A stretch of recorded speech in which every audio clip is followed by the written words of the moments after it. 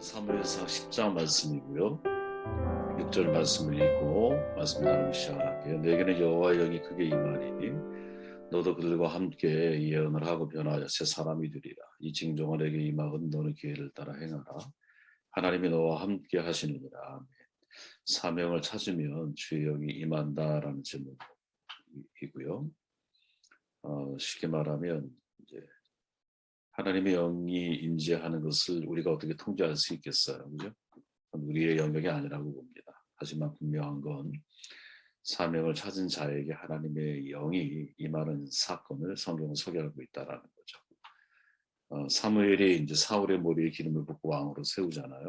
그리고 예견하기를 앞으로 사울에게 하나님의 영이 임하실 것이요, 그가 새 사람이 될 것이며 이후로는 하나님의 지시를 따라 살아가는 사람이 되어야 한다, 이렇게 이야기를 해주고 있습니다. 왕은 백성의 대표성을 가지고 있지만 왕도 하나님의 지시를 받는 자리라는 사실을 천명을 하죠. 이 10장 전체가 우리에게 주는 교훈이 뭘까 질문을 가지고 말씀 나눔을 한번 들어가 볼게요. 2절 말씀에 보니까 이렇게 말하죠. 내가 오늘 나를 떠나가다가 베냐민 경계 셀사에 있는 라헬의 물신 곁에서 두 사람을 만나게 될 거야. 그들이 내게 이르기를 내가 찾으러 갔던 암나기들을 찾은지라. 내 아버지가 암나기들의 염려는 놓았으나 너로 말미암아 걱정하여 이르되 내 아들을 위하여 어찌하리요 하더라 할 것이요. 예견하는 말이죠. 지금 선견자로서 사무엘이 사울에게 주목해야 할 구절이 있죠. 사무엘은 사울이 왕이 될 것을 알려준 이후에 내가 찾으러 갔던 암나기를 찾게 될 것이라고 말을 해주고 있습니다. 쉽게 표현해 보면 사울의 사명이 이제 왕의 기름을 받았으니까 사명이 결정이 되자 잃어버린 암나기를 되찾는 거죠.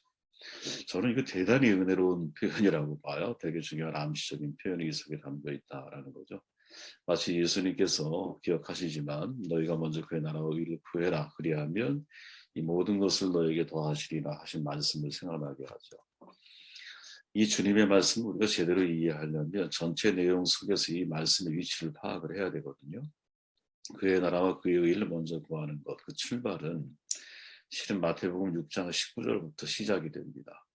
너희를 위하여 보물을 땅에 쌓아두지 말라라고 말씀하시면서 하나님과 재물을 동시에 섬기지 못한다 이렇게 정돈을 하시고, 또 25절 이후에 보면 공중의 새나들의 백합화마저도 하나님이 보호 아래 있다라고 말씀하시면서 하물며 너희일까 보냐 이렇게 정돈이 되죠. 그리고 이 이제 말씀의 대상은 누구냐면 믿음이 적은 자예요. 믿음은 작다 크다가 아니라 적다 많다 이렇게 분류할 수 있다 그랬잖아요. 하나님은 공중의 새나 들의 백합화까지 돌보시는 분이신데 하물며 그의 택하신 자녀들을 책임져 주시지 않겠느냐. 이것을 믿을 수 있는 사람이 믿음이 많은 사람이라는 거죠. 그리고 끝맺음이 뭐냐? 너희는 먼저 그의 나라와 그의 일을 구하라. 이렇게 정돈이 되는 거예요. 그러니까 이것을 쉽게 표현해 보면 하나님을 자기 인생의 주인으로 모시고 있는 신앙인 신자라면 재물을 의지하거나 염려할 수 없다라는 거죠. 반대로 재물이 자기 인생의 주인이라고 여기는 불신자 혹은 믿음이 적은 자는 그것에 묶여 염려할 수밖에 없는 거예요. 신자는 신앙인은 내일의 의식주를 범사의 주관자 되시는 하나님께 전적으로 의탁했기 때문에 염려하지 않는 거죠. 왜 염려가 안 되겠어요? 근데 염려를 기도로 바꿔나가면서 하나님께 맡기는 거죠. 그죠?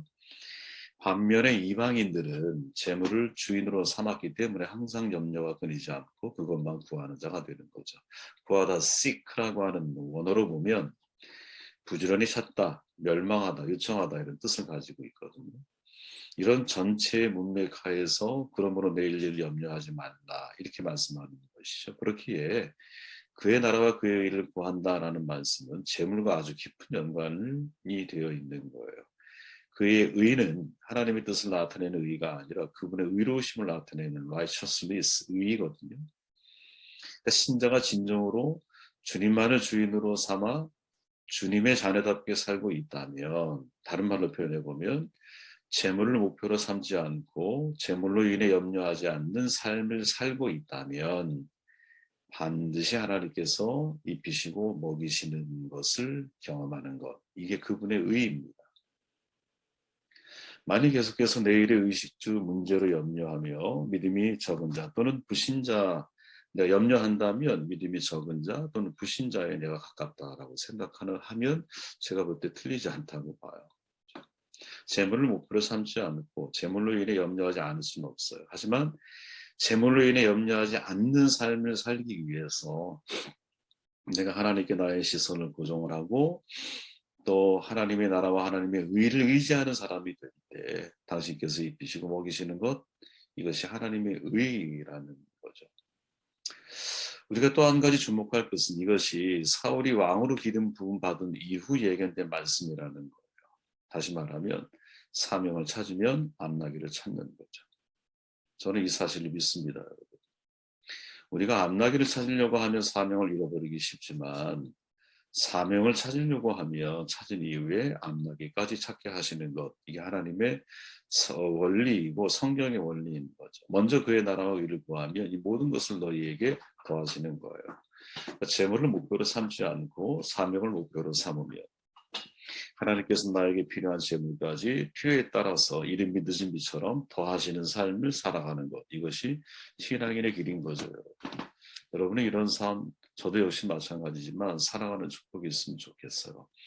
또 한 가지 주목해야 할 구절이 이어진 말씀인데 내 아버지가 암나기들의 염려를 놓았으나, 눈으로 읽어보세요. 너희로 말미암아 걱정하여 이르되 내 아들을 위하여 어찌하리요 하더라 할 것이요. 암나기에 대한 염려는 해결이 됐지만 또 다른 염려가 생길 거야, 이렇게 말하죠. 바로 아들 사울이 왕이라는 사명의 길을 걸어가는 것에 대한 염려인 거예요. 인생은 여러분 문제의 연속이잖아요. 염려를 떠나 살아갈 수는 없어요. 문제는 염려에 대한 우리의 반응이죠. 염려를 근심으로 끌어안고 살아갈 거냐, 아니면 염려를 기도로 바꿔서 그 염려를 극복해가는 삶을 살아갈 것이냐. 믿음은 여러분 염려를 극복하는 과정에서 자라는 거거든요. 믿음이 여러분 이 저항을 통해 성장을 해 가는데, 이때 저항이 뭐예요? 염려와 근심이라는 상황인 거죠. 신앙인의 길, 사명자의 길은 이와 같다고 저는 생각을 해요. 사명을 따르자니 재물이 염려되고, 재물을 따르자니 사명이 염려가 되죠. 대부분 여러분 크리스천 부모라 할지라도 자녀가 좋은 대학 나와서 출세의 길을 가는 것을 대부분 희망을 해요. 솔직해져 보자고요. 그죠? 근데 우리는 다른 각도에서 또 다른 하나님을 만났기 때문에 그래, 인생의 중요한 건 그게 아니야, 이렇게 생각을 하고 우리 자신이 그런 길을 걸어가려고 하다 보니 자녀를 향해서도 너희들이 세상의 길을 가지 말고 세상 속에서 그리스도의 길을 걸어갔으면 좋겠어, 이렇게 말해줄 수 있는 거죠. 그러나 대부분의 크리스찬 부모들은 여러분 고생스러운 사명의 길보다는 재물이 있는 풍요의 길을 원하거든요. 그러나 우리가 잊으면 안 되죠. 왜? 사명을 찾아야 암나기를 찾게 되는 거예요. 이 원리를 따라가야 됩니다. 첫 단추를 잘 끼워야 되는 거예요. 첫 단추가 암나기가 되면 사명을 끼울 자리가 없어요. 그러나 첫 단추를 사명을 끼우면 그 다음에 암나기를 찾아가는 인생으로 하나님이 우리를 이끌어 가신다는 것. 이것을 경험해가는 것이 저와 여러분들의 삶이 아닐까, 이런 생각을 해봐요. 6절 말씀을 보면 내게는 여호와의 영이 크게 임하나니, 사명을 찾으면 주의 영이 임한다라는 거죠. 상당히 중요한 말씀이라고 저는 생각을 합니다. 하나님의 영이 임하고 예언도 하고 새 사람까지 되었는데 그저 나중에 보면 이 과정을 거쳐요. 다음 장에 가보면 근데 왜 사울은 결국 실패한 왕이 되었을까? 이게 제가 던진 질문이었어요, 여러분. 이게 아니 하나님의 영이 임재하셨는데 왜 사울이 실패할까? 예언도 하고 성경에 보면 물론 새 사람이라고 표현이 여기서 개혁 개정은 새 사람이고 새 번역에서는 딴 사람이 될 거야, 이렇게 표현하기도 하죠. 그죠? 그런데 하나님의 영이 임했는데 왜 실패자의 길을 걸어가게 되었습니까? 이게 저의 질문이었는데 같은 질문을 실은 독일의 구약 신학자 클라우스 베스터만이라고 하는 유명한 분이죠. 야훼의 영, 여호와의 영에 관한 논문을 썼어요. 특히 이제 사사기 시대의 루아흐, 성령을 가리키잖아요. 이 특징을 다음과 같이 정리를 해줘요. 하나님의 영은 모든 사람이 인정하는 위기 상황에 활동을 합니다. 하나님의 영은 사람이 설립한 공식 기관이 아니라 위임받지 않은 한 사람을 통해 특별한 일을 행하신다. 하나님의 일은 이 사람은 주어진 명령에 의해서 움직이고 그에게 임한 하나님의 영의 능력이 백성들을 자발적으로 참여하도록 공부시킨다. 자발적으로 직결된 집단은 대적의 수를 능가하지 않는 소수의 집단을 형성하게 되고 하나님의 루아흐는 위기의 상황에서만 활동하는 것으로 제한된다. 단 한 번도 지속적인 힘으로 사람에게 활동하지 않는다. 이게 이제 이분이 사사시대를 연구하면서 발견해낸 5가지 특징이에요. 분명 우리는 알죠, 여러분. 하나님의 영의 임재, 구약과 신약 모두에서 발견돼요. 구약의 모세를 비롯해서 신약의 마가의 다락방의 120명의 문도들까지 하나님의 강력한 임재가 그들 가운데 나타났어요. 부살레가 오홀리압도 하나님의 영의 기름을 부음받고, 다니엘도 역시 마찬가지고, 수많은 믿음의 선배들이 하나님의 영의 임재를 경험했거든요. 사사시대에 여러분 10여 명의 사사들이 있지만 그 중에 하나님의 영을 체험한 사람은 여러분 4명밖에 안 돼요. 운니엘, 기드온, 입다, 삼손이에요. 이들에게 임한 하나님의 영을 표현하는 동사가 일치하지도 않아요. 어떤 건 임했다, 입었다, 격동시켰다, 꿰뚫고 들어갔다 이렇게 표현이 돼요. 여러분. 운니엘의 경우 여러분 새로운 사사제도와 최초의 사사로서의 공적 인증, 이스라엘의 구원을 위한 능력 부여가 하나님의 영이 임해서 나타난 현상이었어요. 기드온의 경우는 여러분 군사적인 지도력으로 나타나요. 입다의 경우는 여러분 신분에 대한 말소로 나타났죠. 삼손의 경우는 초인적인 괴력으로 나타나는 거예요. 초인적인 괴력으로. 모든 사사가 여러분 하나님의 영이 임재한 게 아니라는 사실을 기억해야 돼요. 그럼에도 불구하고 성경 전체를 우리가 감안할 때는 사명이 명확해진 사람에게 하나님의 영이 임할 확률이 높다라는 이 사실, 이건 부인할 수 없다라는 거지. 이건 여러분 마음속에 꼭 간직해야 중요한 말이에요. 근데 베스터만이 주목한 것이 뭐냐면, 저도 주목하는 건데, 사사기에 나타난 하나님의 영의 특징이 2가지가 있다라는 거. 하나는 일시성, 또 하나는 내적인 변화를 주도하지 않는다라는 거. 참 신기하죠, 여러분? 사사시대 하나님의 영의 활동은 일시적으로 임재하셨어요. 삼손 떠올려 보세요, 여러분. 새로운 사건을 경험할 때마다 여러 번에 걸쳐서 하나님의 영을 체험하잖아, 삼손이. 그죠? 하나님의 영을 체험을 해요. 그래서 위기 상황에 벗어나게 하시고 어떤 사건을 종결하게 하세요. 이게 첫 번째 특징이야. 2번째 특징이 뭐냐면 하나님의 영은 사람의 내적 변화를 주도해서 이끌어 가시지 않는다라는 거지. 이게 참 중요한 이야기입니다. 우리의 인격적인 변화를 성령이 주도적으로 이끌어 가시지 않는다라는 거예요. 사사기에 보면. 여러분 아까 찬양했지만 성령의 은사, 성령의 열매 다르죠. 은사는 하나님의 능력이야. 그죠? 능력의 나타남이야. 근데 성령의 열매는 내 인격의 변화를 만들어 가는 거죠. 그죠?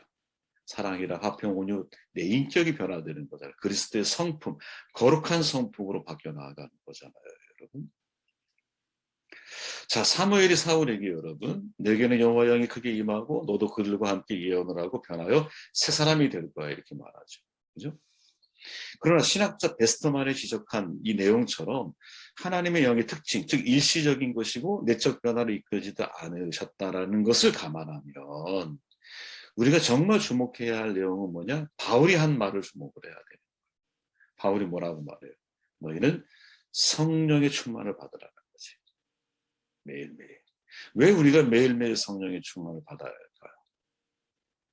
성령의 영, 하나님의 영이 여러분 일시적으로 우리에게 나타나시는 것이기 때문에 이것을 지속적으로 우리가 하나님의 나타나심을 경험해가는 삶을 살아갈 거면 매일 우리는 성령의 충만함을 구하지 않을 수가 없는 거예요. 자, 그리고 진짜 우리가 중요한 게 뭐예요? 성령이 내 내적인 변화를 주도적으로 이끌어 가시지 않기 때문에 우리 스스로 자발적인 의지의 동참이 반드시 필요하다라는 거죠. 구원의 완성은 여러분 하나님의 은혜 주심이 있어요. 거기에 인간의 자발적인 동참이 하나가 될 때 이게 이럴 때 가까워지는 거거든요. 장로교에서 옛날에 한 개가 뭐였냐면 토탈 디플라버티를 칼빈이 말한 전 인간의 전적 타락과 전적 무능력을 강조하다 보니까 의지적인 능력의 동참을 상당히 꺼려했어요. 그죠? 근데 웨슬리는 반대였죠, 여러분. 우리가 자유의지를 가지고 있어. 이 자유의지를 가지고 사랑의 완성된 사랑을 향해서 내 자신이 자꾸 나아가려고 하는 의지적인 동참이 반드시 필요하다고 보는 거죠. 근데 여러분 바울을 봐보세요. 바울은 여러분 마음으로 하나님의 법을 사랑해. 근데 육신은 죄의 법에 사로잡아오는 것을 나를 경험을 해. 그러니까 사도 바울이 자기 자신 항상 어떻게 단도리를 합니까? 나는 날마다 죽노라. 내 몸을 쳐서 그리스도의 말씀에 복종시키려고 하는 삶을 누가 사도 바울은 살아가는 거예요. 자기의 의지를 동참시켜서 하나님의 뜻을 이루려고 하는 거예요. 왜 그럴까요? 하나님의 영이 나에게 임하고 나면 끝나는 게 아니야, 거기서. 가만히 있어도 내가 거룩한 성품으로 바뀌느냐? 착각이에요. 책임을 하나님께 떠넘기는 거예요. 하나님의 영이 내 안에서 선한 일이 무엇인지 알게 하세요. 어떤 게 거룩이고 어떤 게 하나님의 기쁨을 드린다는 걸 알게 하세요. 중요한 건 거기에 대해서 내가 얼마나 변화의 의지를 가지고 함께 동참하느냐. 전 베스터만이 이야기하고 있는 그 하나님의 여호와의 영의 두 가지 특징이 우리가 참 주목해야 할 특징 가운데 하나다 하는 생각을 해보게 되었어요. 7절 말씀을 읽고 정돈할게요. 이 징조가 내게 임하거든 너는 기회를 따라 행하라. 하나님이 너와 함께 하시리라. 기회를 따라 행하라. 세 번역에서 보면 좀 더 쉬워요. 하나님의 지시를 따르라. 이런 말 번역이 이렇게 돼요. 그죠? 사명자는 뭐예요? 하나님의 지시를 따르는 사람이죠. 하나님의 지시를 따르는 좋은 예가 옛날에 우리 출애굽기 39장에서 주님께서 모세에게 명하신 대로 하였다. 반복되는 내용 여러분 다른 거 혹시 기억나시나요? 또 모세가 이렇게 말하죠. 그들이 주님께서 명하신 그대로 하였으므로 그들에게 복을 빌어 주었다. 이렇게 표현을 하죠. 성막과 성무, 예복 모든 것들이 진짜 화려하고 아름답잖아요. 창조적인 예술성 있는 작품들이에요. 그런데 거기에 인간의 창의력이 들어간 게 아니야. 그냥 말씀 그대로의 순종에 들어가 있는 거예요. 그죠? 성막의 모든 제작 과정이 아주 성공적으로 끝났다고 평가받는 이유는 하나님께서 지시하신 명령하신 그대로 그들이 순종하고 제작되었기 때문에 노아의 방주는 여러분 철저하게 하나님의 지시를 따라 만들어진 거거든요. 그 속에 우리의 인간적인 사상과 이념, 신념 들어가는 게 아니에요. 그냥 하나님의 말씀대로 순종해 나아가는 거예요. 이게 참 말처럼 쉽지가 않죠. 그죠? 왜? 사람은 자기 입장에 맞는 성경 말씀 일부를 발췌해서 그것을 하나님의 뜻이라고 생각하고 자기 필요를 뭐랄까요? 변호해 줄 수 있는 말씀을 따라 순종해 나아가려고 하는 게 사람이 가지고 있는 아주 잘못된 뭐랄까요? 신앙관일 수 있거든요. 그러니까 하나님께 순종하기 원하는 게 아니지. 내가 필요로 하는 것을 발췌해서 하나님의 말씀이 나의 필요에 의해 순종이 되어지는 삶을 선택을 하는 거지. 그런 점에서 여러분 그런 것 같아요. 야, 이게 하나님의 뜻에 대해서 말하는 것은 너무나 조심스러운 일이다. 저도 설교자하고 목회자이지만 정말 하나님의 뜻을 함부로 말하면 안 된다. 단지 하나님의 마음을 가깝게 이해하려고 우리가 노력할 뿐인 거지. 그죠? 하나님의 뜻에 순종하는 것은요, 군중을 이끌고 나아가서 세를 과시하는 게 아니고 함부로 막 매스컴 잡으면 안 된다고 봐요. 광화문에 가서 외칠 게 아니에요. 자신이 처한 자리에서 여러분 조용히 하지만 견고하게 걸어가는 거죠. 왜? 그 뜻에 대한 내적 확신은 있지만 이게 모든 뜻을 내가 100% 다 이해하고 있는 것은 아니잖아요. 그죠? 전 늘 그런 아쉬움이 있다니까요. 10년 전에 설교를 보면 그때는 진리가 맞다고 생각하고 분명히 말씀을 전했는데 10년의 세월이 흐르고 나니까 야, 내가 이렇게 어린 생각을 했나? 아, 이거 핀트가 좀 잘못됐구나. 이걸 지금 느낀다니까요. 지금 보면. 그러면 여러분 그때는 내가 그거를 진실이요? 진리라고 생각하고 선포했을 거 아니야. 사람이라는 게 그렇다라는 거죠. 더 많이 알게 되고 보게 되면 과거의 나의 지식이 어린아이 것처럼 자꾸 보이는 거야. 그러다 보니 자랑할 게 없는 거죠. 왜?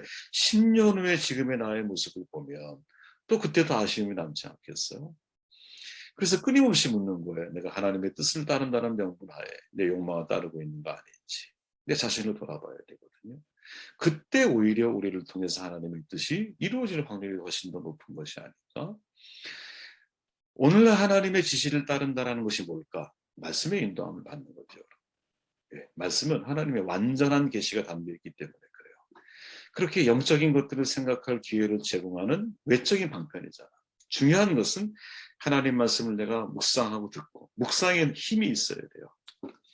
듣는 힘이 있어야 돼요. 여러분. 그리고 그것을 가지고 기도하는 과정을 통해서 하나님의 뜻과 의중을 내가 좀 더 확실하게 받아들이고 수용을 해가는 거지. 그렇죠?